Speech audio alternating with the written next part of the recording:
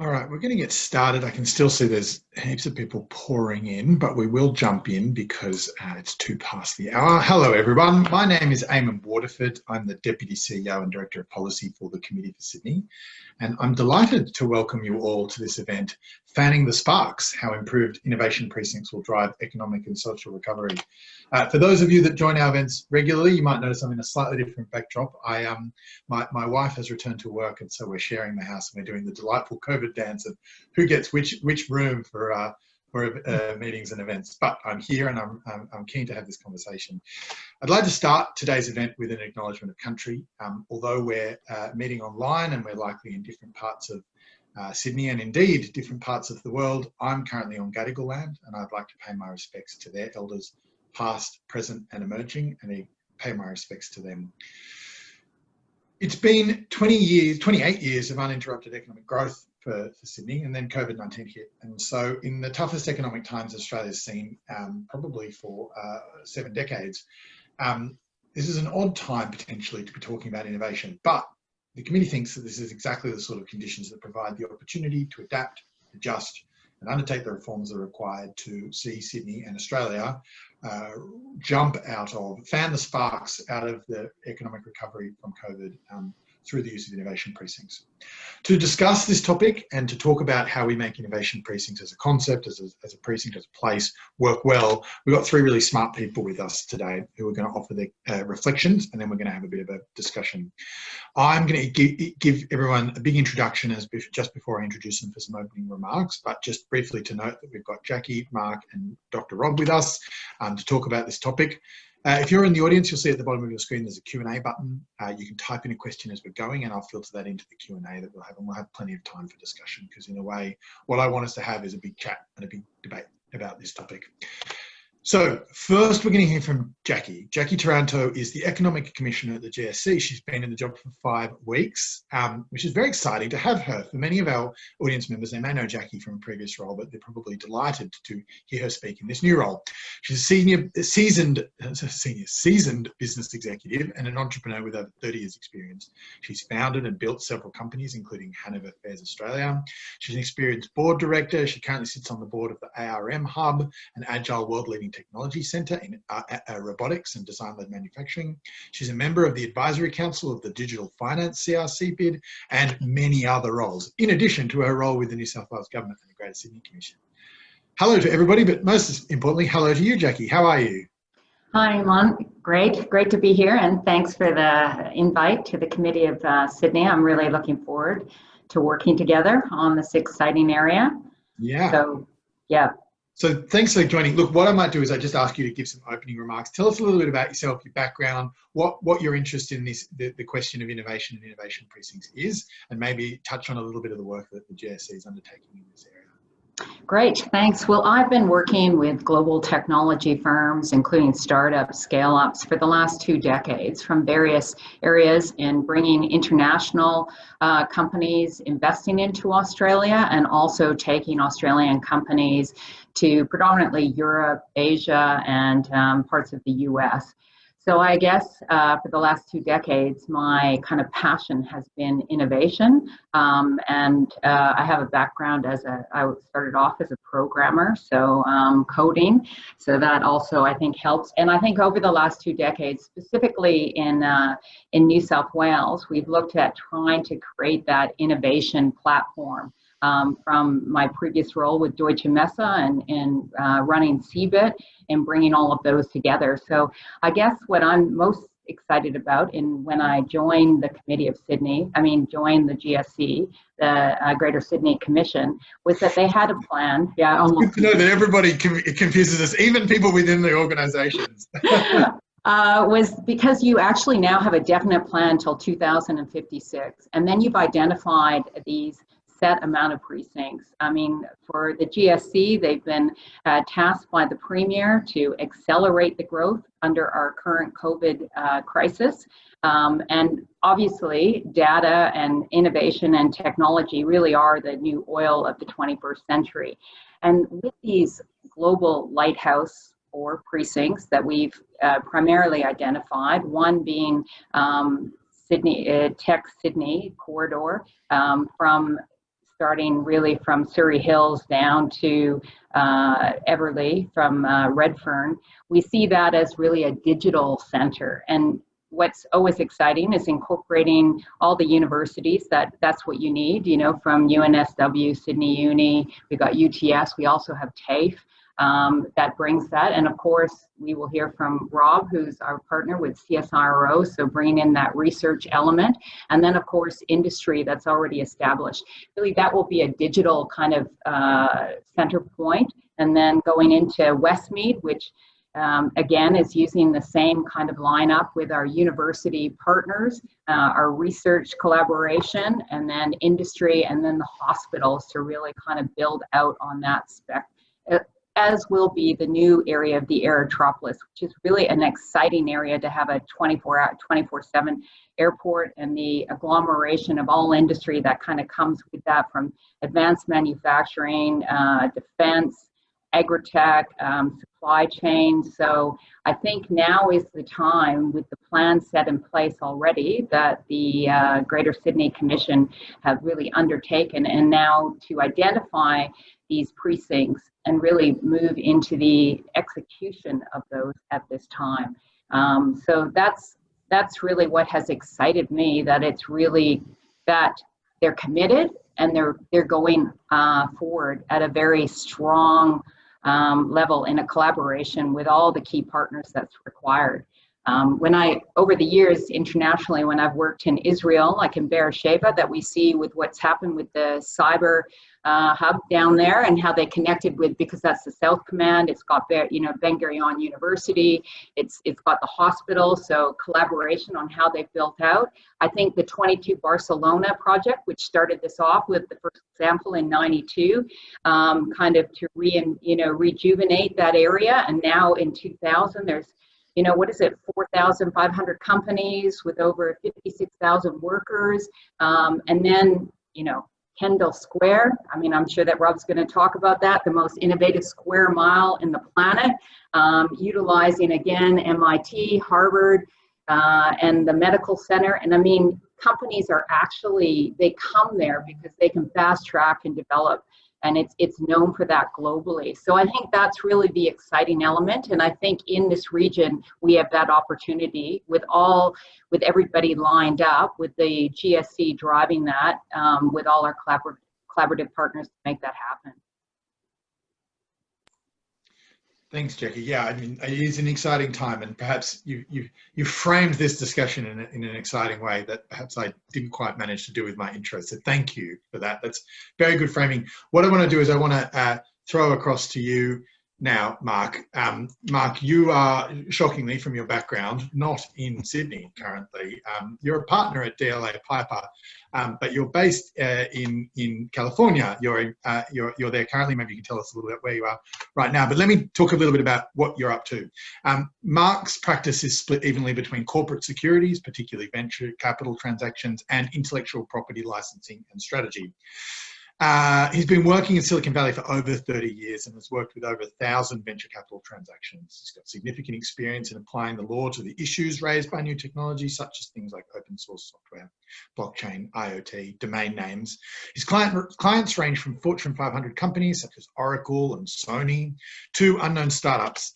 You're working with lots of startups right now. Your bio was kind of very exciting, but probably too long for me to run through every single line. So I'd love for you to tell us a little bit about what you're up to at the moment, Mark, where you are, what your thinking is around innovation, where you see sort of the global trajectory of innovation precincts at this moment.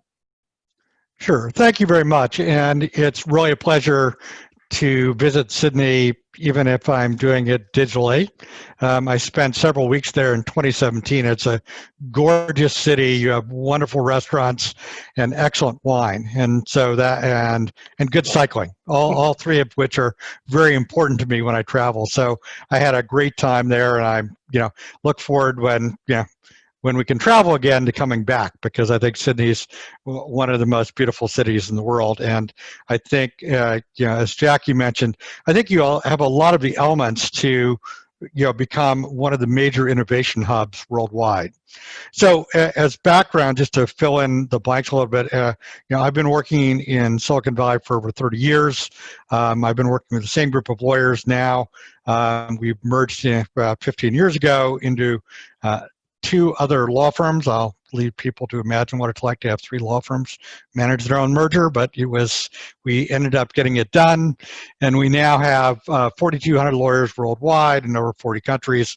We have a very strong presence in Australia, where we work with a lot of startups, and I actually work with the people in both the Sydney and the Melbourne offices quite extensively on startup work. And I've been working with startups, as was mentioned, for 30 years, but I also have been thinking about innovation. I was fortunate enough to start up our corporate venture capital practice about 20 years ago. And so I work with a lot of large corporations, global Fortune 50s on corporate venture, which really is in many cases, part of their innovation strategy. So sometimes it's, there's a venture fund, there's an accelerator. As a matter of fact, we're opening an accelerator for the National Association of Realtors in Australia, and because they believe there's a big opportunity in Australia there. And so in addition to working for startups, I work for these large companies and get a sense of what they're trying to do and spin outs. I've actually helped several of the large banks in Australia on doing some of their digital spin outs. And what I will say is, we are in a very interesting time. And interesting in the sense that innovation has truly become global. Certainly for the first 20 years of my practice, Silicon Valley was the heart of global startup world, and there's very little outside of Silicon Valley. And I think I can say that objectively without, obviously I'm a little bit Silicon Valley centric, but still I think that it was true. Now innovation is truly global, and if you take a look at some of the advances in technology which enable people to work remote, all my Silicon Valley companies have frequently on the technical side, people who are working remotely. I have one company that has a large staff in Poland. We have people, India is a common one, but I think that global innovation has truly become global. And if you take just a look at the numbers, for example, there's a group called PitchBook, which in 2015 there were 23,000 venture fundings, 168 billion. In 2019, it went up a little bit, 25,000. But it's 270 billion. So clearly there's a lot more money going into these startups, and it's because that I think that people have recognized that every company is a technology company. It's not, so whether you're a retailer, a manufacturer, or a bank, really your technical infrastructure is frequently your most important competitive asset. Just as an example, in 2016, Walmart bought Jet.com for $3.3 billion. That was a big surprise for people. Why would a retailer buy a tech company? Well, they bought it because they ended up using that as the basis for their Walmart e-commerce operation, which is now second only to Amazon. And so you're seeing that across the board. Obviously, even the car companies obviously are very involved with autonomous vehicles and leveraging their expertise with Silicon Valley. And I think one of the things that's important here is to recognize the importance of place. And this is where I think Sydney has a great deal of opportunity, because really, startup or successful startup ecosystems are really about building an ecosystem around founders, and that's where innovation is going to happen. So, for example, in the U.S., as I said, Silicon Valley was certainly a natural place for semiconductors, frankly, coming out of the some government efforts back in the 50s. Then software, but why, for example, is cloud in Silicon Valley. There's no particular reasons there. And certainly, why would you have Tesla or electric vehicles or autonomous vehicles in Silicon Valley? Well, it's really all about the ecosystem. And I think building that tech ecosystem is really an important component of success as Sydney thinks about its own innovation ecosystem. And just to go back a minute and talk a little bit about how important that is, at Stanford, they have something called the Venture Capital Initiative, and they did a study of public companies in the U.S. And they found that 43% of the thousands of companies that went public in the last 40 years had venture capitalists who helped start them. Now, we all know about Microsoft and Apple and Google, but did you know that FedEx was started by VCs? Did you know that Starbucks was started by VCs? And so I have certainly seen venture capital go well beyond, software and hardware and other things. So I think as technology has become more critical across multiple different industries, you are seeing, this focus on venture capital, the startup mindset has become increasingly important. And I think as Sydney thinks about how it's going to execute on its plans, and I am impressed, that you've put these plans together. I was actually involved in the U.S.-Japan Innovation and Entrepreneurship Council, which was a joint METI and Department of State initiative back in 2012, in order to help the Japanese startup ecosystem. And that was helpful to give a larger perspective about innovation. Because DLA has people who work with startups all over the world, I get insight into the startup ecosystems, in Germany and in France and Brazil and in Australia too. And I think as you take a look across these, there are certain characteristics of successful ecosystems. And I think for those of you who are interested in getting a very thoughtful look at this, I would take a look at the second edition of Startup Communities by Brad Feld. Brad's a venture capitalist. He moved from Silicon Valley to Boulder and basically built the Boulder startup ecosystem. And he's used that as well as lessons from other cities in the U.S. like Madison and Kansas City to talk about what makes for a successful startup ecosystem. And I think one of the key points that he makes time and time again is how important it is to have entrepreneurs lead the effort here. The second thing is to have patience. This is not a 5-year plan or even a 10-year plan. It's a 20-year plan, at least. It's important to understand also that it's not going to be straight and up and to the right, as we like to say in Silicon Valley. There are going to be stops and starts because startup ecosystems are generally, the successful ones are not hierarchical. You can't make something happen. You have to put the elements together and make the connections. It's really as much about networks of trust as it is about having various hierarchies. And you have to be inclusive. You have to, once again, keep founders first, keep founders at the center of it. And you also, I think the the report on the innovation economy made some very good points because the legal framework is important. Of course, as a lawyer, I have to say that. But the truth of the matter is, having the right incentives, I realize that the incentives on the stock option side are very limited right now. So that is very important. You need to deal with that. When we were working in Japan, bankruptcy was a big impediment because even in the world of Silicon Valley, where you have professional investors, half of all startups fail. So you have to be prepared for that reality.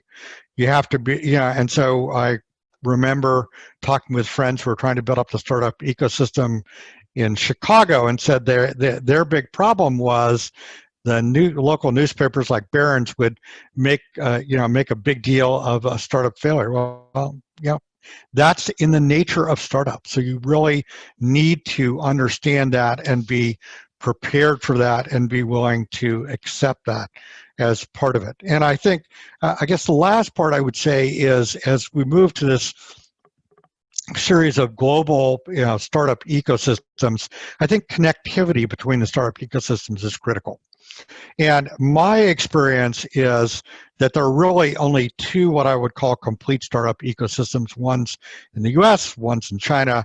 And when I say complete, I mean startup ecosystems that can take the startup from a seed stage all the way to public, where you have these large financings. We have, there are now about 500 unicorns, public companies worth more than $1 billion, which is actually a new phenomenon. But the reason I mention that is because I think the most successful startup ecosystems now are ones that engage, and particularly engage with the US. Israel is an example of a tremendously successful startup ecosystem, but they basically focus on the early stage companies. By the time they're Series A or Series B, they'll have transferred to the US. And as a matter of fact, some of them even start by incorporating in the US and Delaware so they don't have to go through the challenge of reincorporating. And I just think as a practical matter, it's going to be a while before Australia will have that complete set of, fundings, with, people putting in 50 million, 100 million. That's just not something that we're seeing in Australia, and I don't think you'll see it for a while. So I think it's important to recognize, you're probably better off recognizing that at some point, just as a practical matter, you're going to have to make that shift to Silicon Valley. When I say make that shift, it frequently doesn't mean moving the company there. It means moving maybe the CEO and some of the other, key personnel so they can access the U.S. market. But, right now, as I mentioned earlier, many of my startups have, their employees are all over the world. So you can have the benefits of the startup, the fast growth, the engineers getting paid well, and keep those in Australia. And frankly, that's an advantage because competing on salary with Google and Facebook is not pleasant for startups. But you're probably going to at some point have to engage with either Silicon Valley or New York if you're a fintech, just because that's where the money is. So, happy to answer questions, and I'm very excited about what Sydney's doing here, and would love to be helpful. Thanks, Mark. That's really great, and some really great sort of threads for us to tug on in the conversation. I love this idea around networks of trust. I think that's such a great articulation of what we're talking about here. That trust is such an important part of innovation and economic agglomeration. Before we get to that discussion, I want to jump to Dr. Rob. Dr. Rob is the Health Director for Health and Biosecurity at the CSIRO, which, I imagine over the last year has probably not been that interesting or, topical or contemporary or relevant. He is involved in so many interesting things. He joined the CSIRO in 2016 as the Health Director, but previously he'd been the National Medical Director of Bupa Australia and New Zealand. He'd held roles as the National Director of Cardiovascular Health at the Heart Foundation, a dear friend of the Committee for Sydney, and as the Strategic Health Advisor to Parks Victoria, and previously a Senior Medical Advisor at the Department of Health Victoria. So you've been in this space for a while, Dr. Rob, but you're probably now stepping through the CSIRO into the innovation space in a big way as well. So I'd be really interested to get your reflections on where Sydney is at, where CSIRO sees Sydney and its trajectory at this stage, but probably also, a bit of a reflection of maybe how you see COVID playing out when it comes to things like innovation precincts. Absolutely. Look, thanks, Eamon. This is an absolute privilege to be a part of this discussion today too. And a couple of really exciting news. CSIRO is now officially a member of the Committee for Sydney. So congratulations. Great thing to announce in that setting. Now, precincts, of course, are a fertile ground for our broader construct. And I always remind people the I in CSIRO is industry. So we are here for the principal aim of actually coordinating a nationally coordinated response for industry, applied research, and the translation of that. And we're now 101 years old, which is the experience is certainly has been sitting there. And reflecting on what Mark was talking about with linking to the US, we have a office in San Mateo for the principal reason of assisting Australian companies to take that first step and foray into the US markets. Because I totally agree with what you said, Mark, is that Australia is a pilot site. And for us to actually expand and grow those things, we have development to do. So let's talk about how important Sydney is to CSIRO. Three of the major precinct pieces of work that have been going on. One, the Aerotropolis, a very exciting announcement from our perspective. We'll be relocating principal about 450 staff or so out to that site as it develops. And that will actually run through an area of particularly advanced manufacturing and bringing in our expertise in defence, aerospace and also agribusiness and consolidating those to be in a place where industries and others can actually be functioning and working from small to large for an organisation like our own is a very important step for us. Many of you would know that Tech Central has been, and our data arm, Data 61, has been located there. And we are looking with great excitement at the expansion of that, particularly in the AI capabilities and AI capabilities across all of our service and science areas is in fact very, very important for us to actually lift all of our functioning and organisations into the digital era. But such things as robotics and medtech and quantum computing are some of the areas that we have been doing from that area, but by expanding that precinct just means that the whole ecosystem itself will also generate that force for the rest of digital science.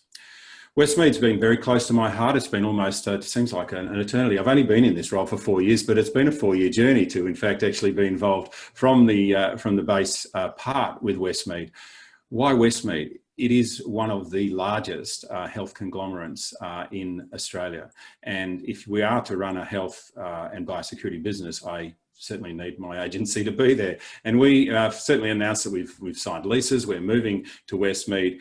And I guess in one sense, some of our core teams that will be working there will be working on nutrition, particularly through the cardiovascular and diabetes links that are in there. We're already working very closely with a lot of the amazing cancer research that's going on.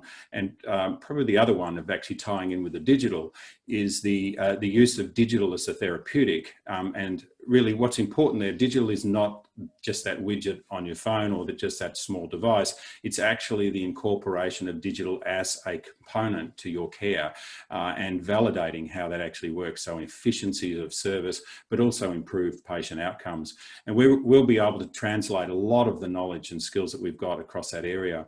Underneath that, the idea is to develop a robust SME culture. And certainly in the health sector, that's one of the greatest opportunities that's placed there.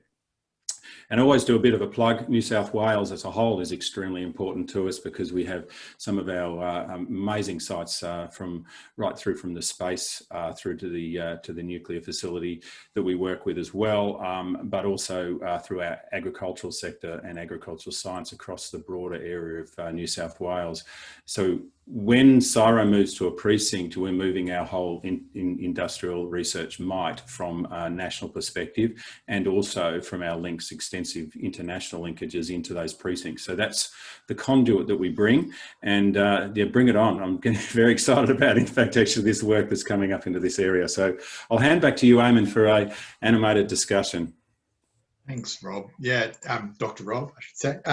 No, thank you. That's good context of what you guys are up to. And obviously, yes, it's 4 years can fly by. And of course, I suspect there's a few more years to go as this project progresses.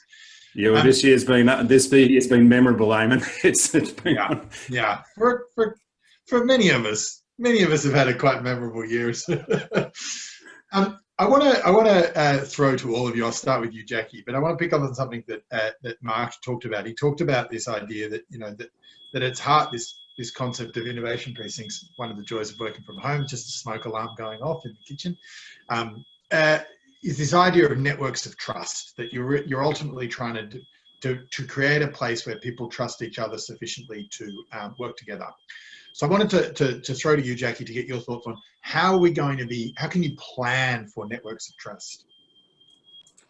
Well, thanks, Eamon. I mean, I completely agree on that side. I think collectively, when we look at Sydney, overall, New South Wales, Australia, one thing is we definitely want to, I guess, with the idea of sovereignty, and coming from a safe, secure, politically sound economy and country within this region. So we offer that base and the laws that we abide to on the overall aspect. I think in the recognizing of the precincts and then in the planning, it's very important that we look at, you know, cyber physical built into the plan, the digital infrastructure. We look at the need to know design concept in the planning as well, as we all know how that works. And again, if I, you know, reflect back to Beersheba and different elements that we then compound onto it. And of course, Dr. Rob would be an expert in this coming from his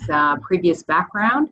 But I think in that element, you know, it's one in the physical, the cyber physical, but I think in the sovereignty and what we offer, collaboratively and globally brings that in. And we've seen how even like with Apple outlining in their recent campaigns over the last, you know, that they don't collect the data, that, you know, they're not sharing that data, and how their actual share price skyrocketed after they announced that globally, the importance that is to all of us involved. So I think that's a big aspect, and that will tie into Westmead with our medtech and our, also when we go into Macquarie, which is another area for us, which is synthetic biology. That's a big growth with biomanufacturing, and then of course into the aerotropolis, because that will be a 24/7 you know, movement of traffic, which will increase our global connectivity.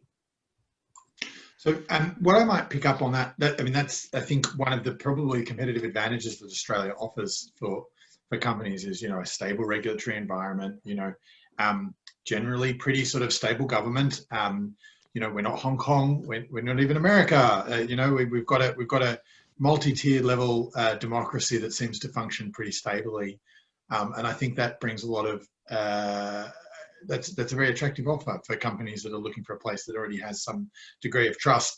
But one thing I want to touch on, I'm going to throw to you for this, Mark.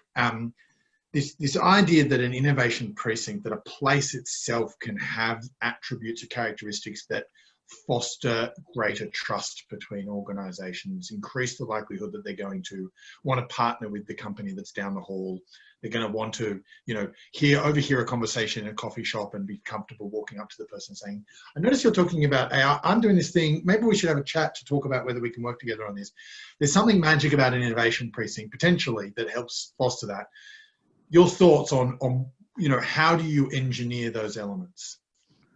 Well, I think, you know, I think that's actually an excellent point. And just going back to hierarchies of trust, I think one of the advantages that Australia has is you've had a number of very successful tech entrepreneurs, and getting them to come back into the community and help people understand how they were successful. I mean, I think if you know, frankly, if you educate people about, you know, the ups and downs of being an entrepreneur. I mean, you know, you know, if anybody has any illusions about the challenges, you ought to read The Hard Thing About Hard Things by Ben Horowitz, one of the most successful entrepreneurs in the U.S., and how they had many near-death experiences on his way to becoming now a great venture capitalist. But to your point, you know, there's both a physical element and I would say a cultural element. So the physical element is, you know, having a certain density. You know, in Silicon Valley, what I tell people is it's not the meetings you plan, it's the meetings you happen to have. Yeah. And for those of you who, you know, remember your high school chemistry, you may remember Brownian Motion. That's where you know, take a glass of water and you put some maybe some little bit of ash on top of it, and you watch, and the ash appears to move, and that's because the water molecules they're knocking it around. And yeah, I'm sure Dr. Rob could do a much better job of explaining this than I can. But the point is, it's who you meet randomly that frequently is most important, which means you have to design the facilities in a way that will will encourage those meetings, make it easier. You have to have a certain amount of density. One of my most successful companies arose because a long-term entrepreneur met a technologist for, at Starbucks just by chance, and got very excited. The technologist had this idea about how you could use certain technology involving semiconductor microfluidics to do very detailed, detection of molecules. Now, as it turned out, it was very difficult to fund because because the semiconductor guy said, no, that's, medical device, and the medical device goes, no, that's semiconductors. But that's a separate part of the story. The important part here is these random meetings are really important. And, as a practical matter, there have been a number of situations when, for example, when GE put together some of its research facilities, they actually designed them in a way which encouraged people to flow through certain areas, so people would meet and meet up. They'd be forced to meet up. And so the design in which you do this and the ability for people to have these random, unplanned interactions, I think is critical, certainly the success of Silicon Valley. And, and really, if you take a look at Silicon Valley, it's not, the companies are not evenly spread throughout the peninsula.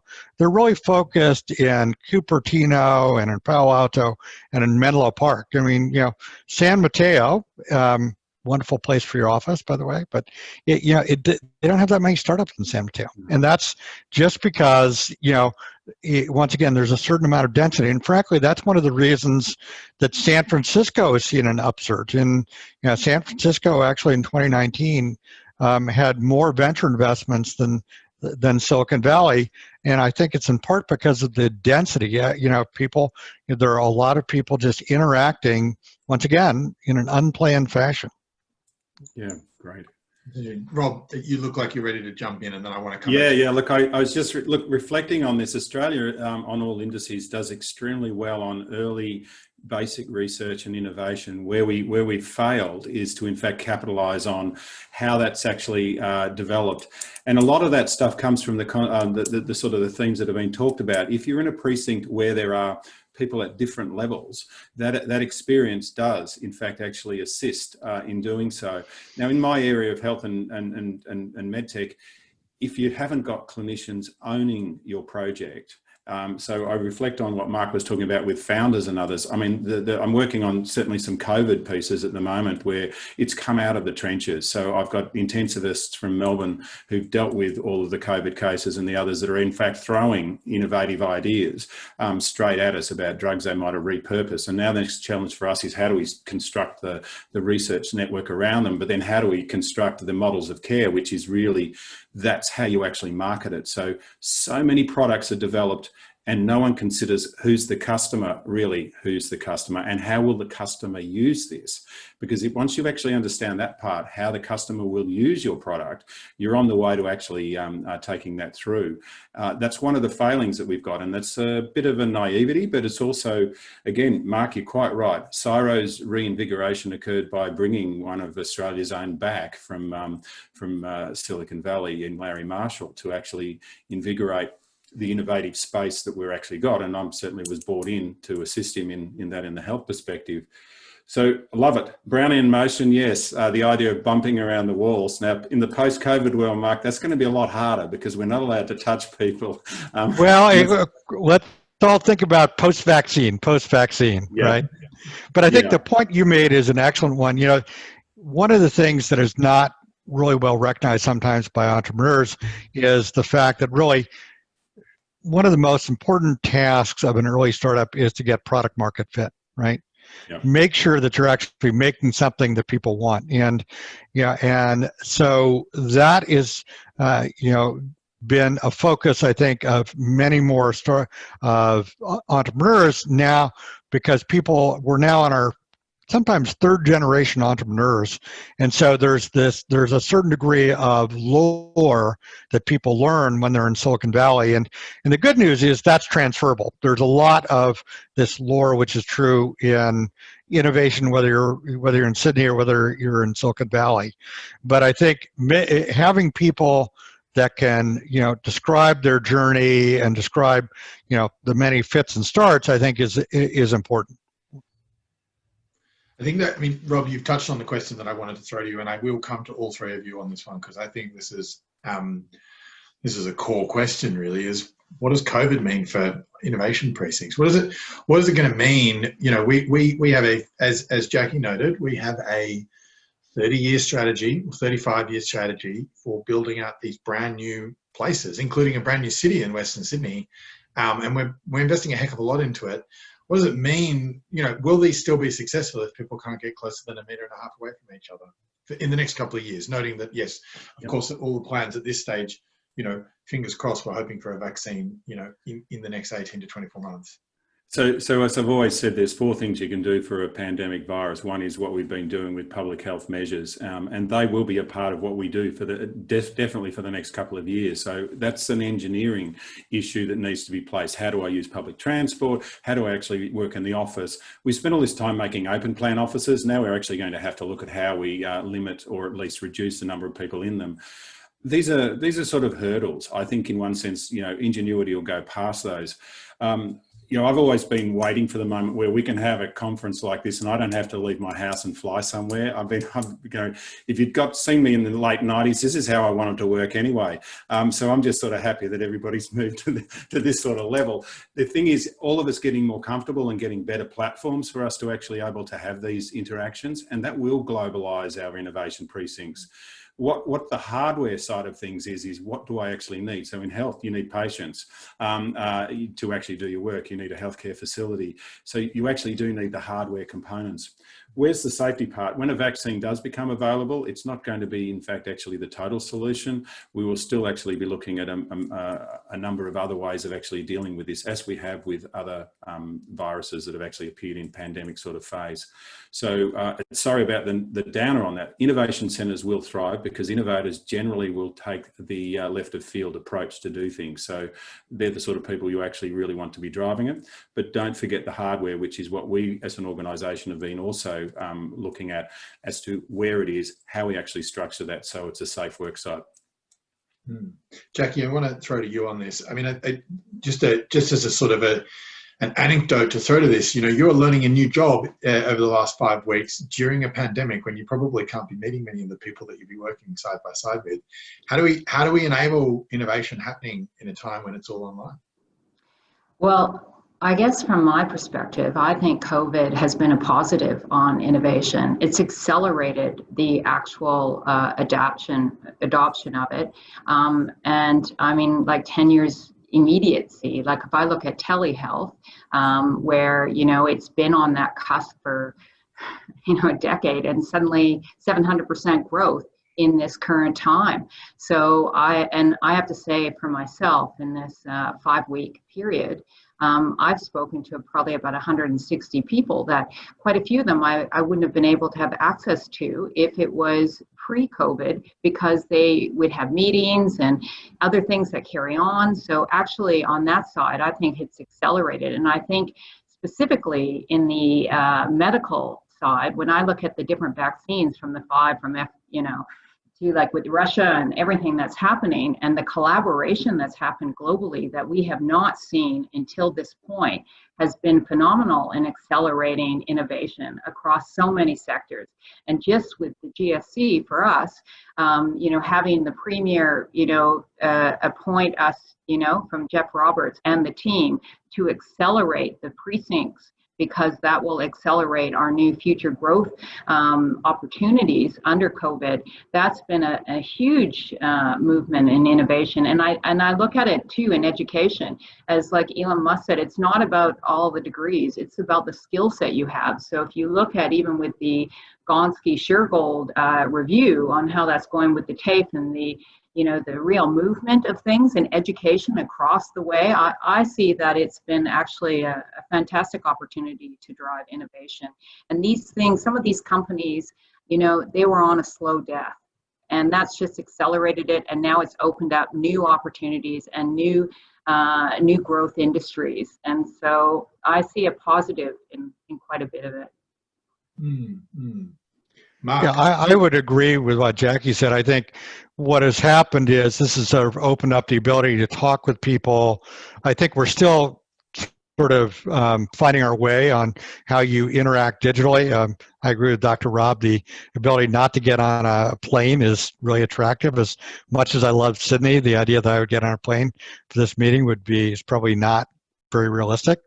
But I also think that, you know, we're still learning our skill sets. I mean, I've been involved in a number of digital conferences, and the platforms there are still a work in progress, I guess is the way to put it.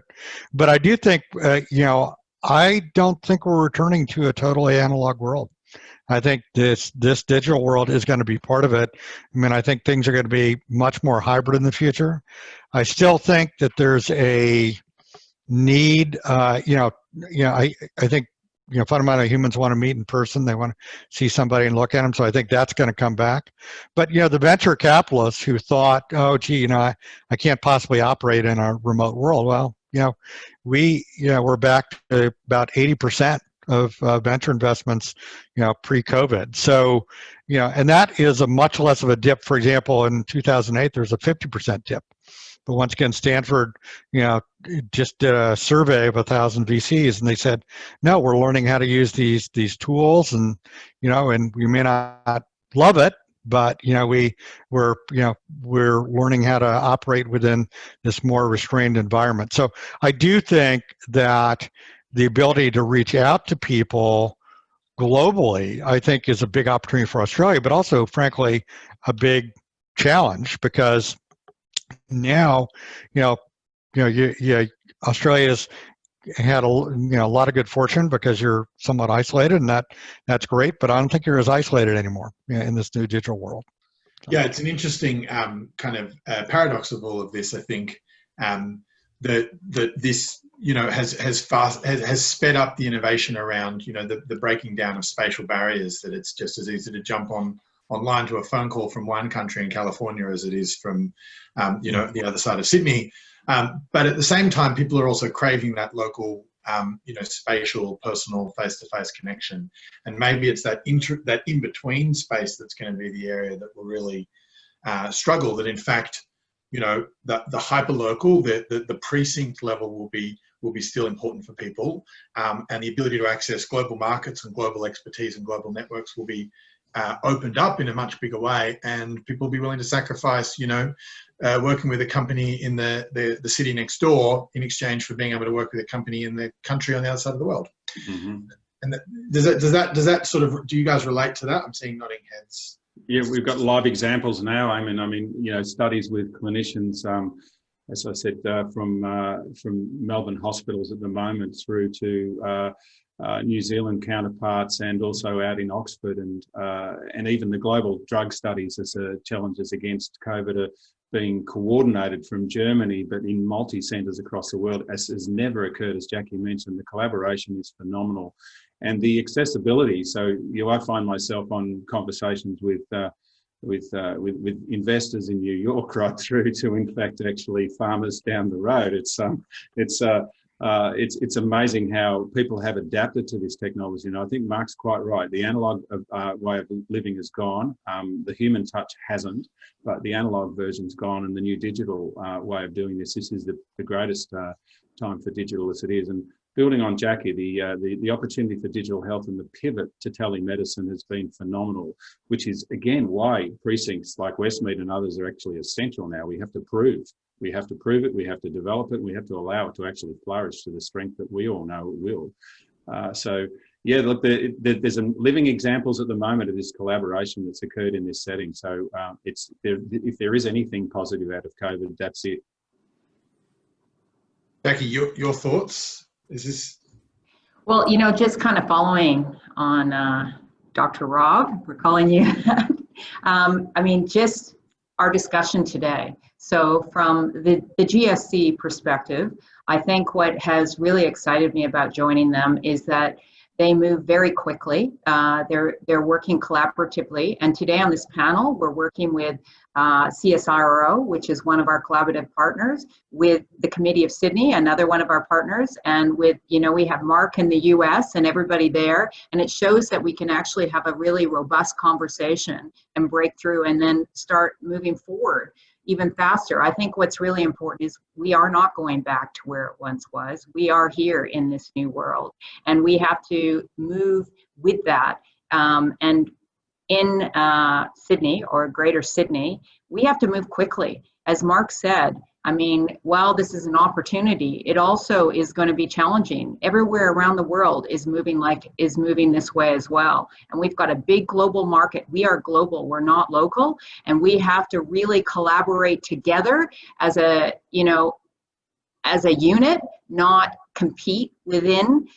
This is a bit of a problem over my professional career. There's a lot of competition within Sydney or within Australia, and we can't afford to do that. I think it's super important, and I would like to see that as one of the biggest things, is that we work collaboratively together, as the world has on COVID-19, and really go forward, because we have an amazing innovation ecosystem here. We have a great opportunity in many sectors, like from where Rob is, from the med tech, life science area. We have, we are world leading in some of our quantum and quantum silicon.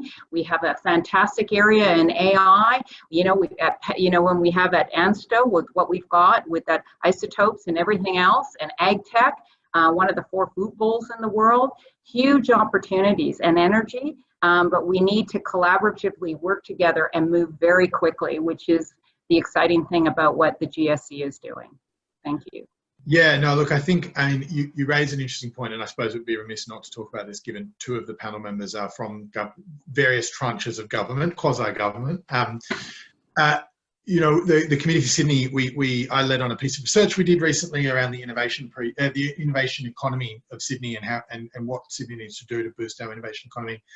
And, some of the biggest and most evidence-based sort of levers that government has to pull are around kind of government-led missions and campaigning around innovation. And so, it's really one of the big campaigns, one of the big recommendations we had was around this idea of national missions, that a lot of the big sort of breakthroughs that have been supported by government in America had come through these national missions. The classic moonshot national mission was, let's put somebody on the moon. Let's put a man on the moon, let's put a person on the moon.